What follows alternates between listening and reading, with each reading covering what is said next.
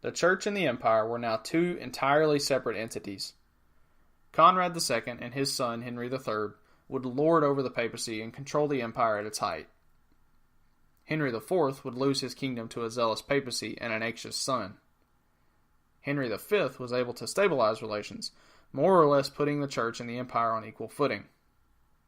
Though the question of investiture had been solved, the larger question of who was supreme, Pope or Emperor, had not. This question would go unanswered for long after the life of Henry V, the last Salian emperor. Overall, the Salian dynasty had been a continuation in many ways of the patterns that plagued their predecessors. An emperor had not yet figured out how to effectively keep in line an empire that stretched from the North Sea to the Mediterranean. The vassals of the emperor simply held too much influence and power on their own for anyone other than a spectacularly gifted ruler to keep them in line. The title itself of Holy Roman Emperor still did not automatically go to the elected King of Germany, and the emperors still had to cross the Alps to get their crown.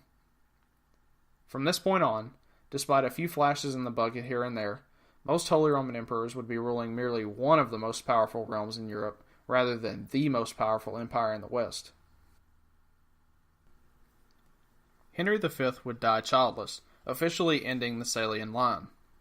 He would be leaving his successor a batch of vassals who were emboldened and as disloyal as ever, a papacy that now felt it could make or break rulers, and in the eastern stretches of the empire, imperial authority had never been weaker.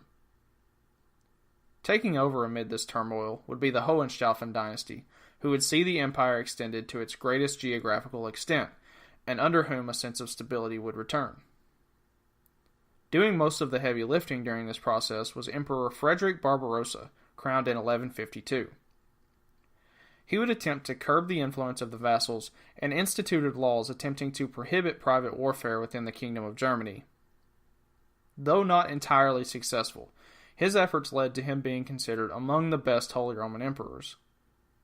Coincidentally, it is also during Frederick's reign that the term Holy Roman Empire began to actually stick when being used in official documents. This era of the empire, during the Salian and Hohenstaufen dynasties, is seen as being transitional.